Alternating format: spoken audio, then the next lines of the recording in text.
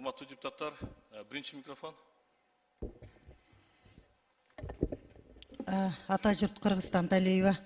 Урматтуу депутаттар, мынабдан Камчы Кыдыршаевич даана түшүнүктүү, ал жердин шартын мына бизчелик ошол Лейлек районунда, анан Баткен районунда жашап келген, жашап аткан бүгүнкү күнү мына элибизчелик эч ким билбесе керек.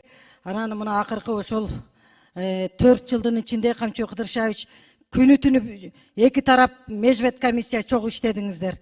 Биз түмөн түйшүгүңүздөрдү байкап эле турдук. Сиздер канча ар бир территорияда ушу айлап талаш тартыш түмөн түйшүгүңүздөрдү көрүп эле турдук. Керек болсо мына кырсыктарга учураган учурларыңыздарды да байкап турдук да. Бүгүн мына сиз азыр ушул картаны даана так эле айтып койдуңуз. Биз даана түшүнүп эле аттык. Мен ошо суранат элем, урматтуу депутаттар, убакытты үнөмдөп, булар дагы барып иштеп, азыр тез аранын ичинде бачым ошо эки президентибиздин макулдашууларга кол коюуларына ошол шарт түзүп берели дагы. Менин сунушум ушул суроо жоопсуз эле, талкуусуз эле ушул колдоп берүүгө чакырат элем. Менин сунушум добушка коюп койсоңуз, урматтуу төрөгалык кылуучу. Рахмат, сөз түрдө. Депутаттар, жогоруда айтылгандай, аталган маселе макулдашууга келди. Макулдашууга келгенден кийин, Кудайым буйрса, бүгүн колдоо тапкандан кийин пленардык жыйында ратификацияга келет. Ошол ратификацияда да кенен кесири суроолорду берип, ошондо талкууласак болот. Ошон үчүн урматтуу депутаттар, Камил Абдыразаковдун сунушун мен добушка коем. Суроо жообу токтотуу боюнча макул деген депутаттар добуш берип койсоңуздар. Баары макул, каршы жок. Рахмат. Анда урматтуу депутаттар, урматтуу комитеттин мүчөлөрү. 4-чү микрофон. Рахмат. Камчы Кыдыршаевич. Бул тажик-кыргыз чегарасы боюнча биз экөөбүз абдан көп сүйлөшкөнбүз, өзүңүз жакшы билесиз. Ал жерде мен өзүмдүн ойлорумду бүт сизге айтканмын. Ошону азыр сиздин айтышыңыз боюнча менин оюмча бүт барды көңүлгө алынды. Ошол сөздөр бардыгы. Мен айткан коркунучтар, тобокелчиликтер деле барды көңүлдү алдыныптыр деп ойлойм. Анан бул жактын жакшы нерсеси, самый главный чегара такталыптыр. Наконец-то элдин жанагы кыйноолору токтолот да ушуну мен. Анан эми канчалык кемчилиги бар, артыкчылыгы бар экен, аны кийин мен ойлойм вакыт көргөзөт өзү кандай болушуну. Вот, самый главный ошол такталыптыр, бүтүптүр, элдин деле жанагы кыйынчылыгы бүтөт да ушуну мен. Камчы Кыдыршаевич, сиз азыр аябай жакшы коррупция менен күрөшүп атасыз. Ошого сиздин күрөшүңүзгө жардам катары мына илим системасындагы болуп аткан коррупциялык схемалар жөнүндө мага ученыйлар жазыптыр. Ошону абдан суранды эле, вот лично өзү Камчы Кыдыршаев колуна берип коюңуз деп, ошону мен ушуну азыр аткарып койсом. Чоң рахмат. Рахмат. Келиңиз. Илим боюнчабы? Жогорку окуу жайлары боюнча. Жогорку окуу жайлары боюнча мына сиздин ушу берип аткан документиңизди алып атканда 1 минут айтып коеюн. Рахмат. Урматтуу депутаттар, суроо жоопту токтотуу боюнча чечим бул боюнча азыр бизде өтө мына жогорку окуу жайлары боюнча чоң жумуштар жүргүзүлүп атат. Бардык жогорку окуу жайларын текшерип атабыз. Биз айтып атабыз жогорку окуу жайлардын ректорлоруна. Ал жерде көптөгөн студенттерди бекер эле зачетторду коюп, 2 жыл, 3 жыл, 4 жыл вообще университеттин эшигин аттабаган студенттерге зачетторду коюп, анан ошолорду диплом берип атыптыр. Ошолордун баарын исключить этип, бардык эмелерде жогорку окуу жайларында студенттерди азайтып, окуган гана студентке баа коюп, ошолорду гана окуткула деген тапшырманы коюп биз азыр текшерип атабыз. Ошонун ичинде мына сиздин берген документиңизди бир сыра карап чыгам мен, конечно карап чыгам, тапшырманы беремин, чара көрөбүз. Рахмат. Рахмат. 3-чү микрофон. Рахмат, Уламбердибаевич. Азыр бул жерде мына эки депутатыбыз именно Баткен Лейлектен чыккан депутаттарыбыз атайын суранып атышат.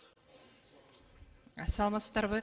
Камчы Кыдыршаевич, мына бүгүн бизде өтө чыдамсыздык менен Баткен эли азыр карап отурат да түз эфирденчи.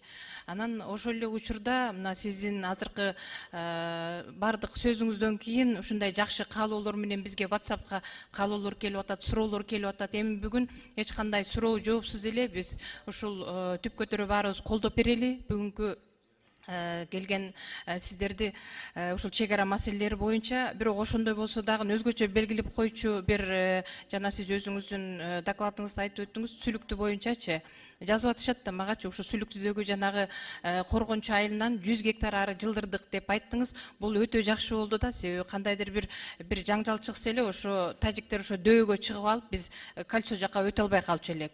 Бул аябай жакшы бир чечим болуптур. Андан башка дагы бир канча ошол сиздин докладыңыздан кийин бир канча суроолорду, бир канча моменттерди айтып отушат. Булардын бардыгын эми кийинки ратификацияга келгенде берели сизге. Негизи мына ушунча чоң эмгек жасалыптыр, чек ара чечилди. Бул демек биздин келечекте элибиздин ынтымагына болгон бир чоң гарант. Сиздердин ушул жасаган эмгектериңиздерге эл өкүлү катары Лейлек элдин атынан чоң ыраазычылык билдирип коеюн. Мындан ары дагы дайыма иштериңиздерде ийгилик болсун, элдин батасы тийсин. Рахмат. Рахмат. 5-ші микрофон. Камчыбек Кыдыршаевич, мына чек ара болсо биз үчүн өтө оор маселе болчу.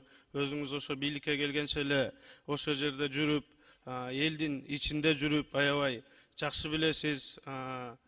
Көптөгөн ошо жерде үйлөр өрттөнгөндө өзүңүз барып, окуялар болгондо барып жүрдүңүз, бийликке келгенче эле. Мына бүгүн тарыхый окуя болуп отурат.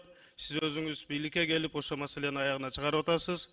Ошол эле убакта мына эки негизги маселени айтып кетким келет. Миң өрүк Самаркандек жолу бул 4 көчөгө альтернативалык болуп жаңы салынып аткандыгы, ошол эле убакта Варуктун территориясы 19 миңден 14 миңге чейин кыскаргандыгы бул аябай жакшы жаңылык.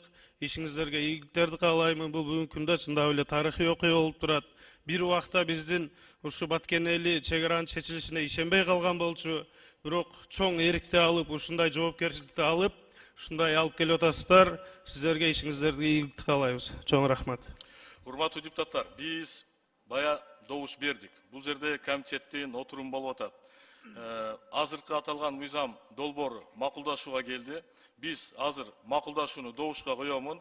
Макулдашууну койгондон кийин, урматтуу депутаттар, аталган маселе ратификацияга келет. Ошондо кенен кесири суроолорду берсек болот. Биз эми бая добуш менен чечтик, ошол боюнча кетсек, урматтуу депутаттар. Туура түшүнүңүздөр. Анда, урматтуу депутаттар, мен комитеттин кошулган отурумунун добушка коёмун.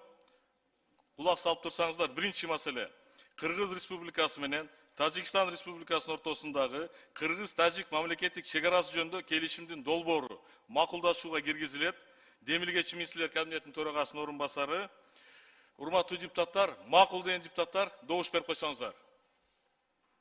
Баары макул, каршы жок. Рахмат. Кийинки маселе Кыргыз Республикасы менен Тажикстан Республикасынын ортосундагы автомобиль жолдорун куруу жана пайдалануу, автомобиль жолдорунун кесилишин жабдуу жана пайдалануу жөнүндө макулдашуунун долбоору макулдашууга киргизилет.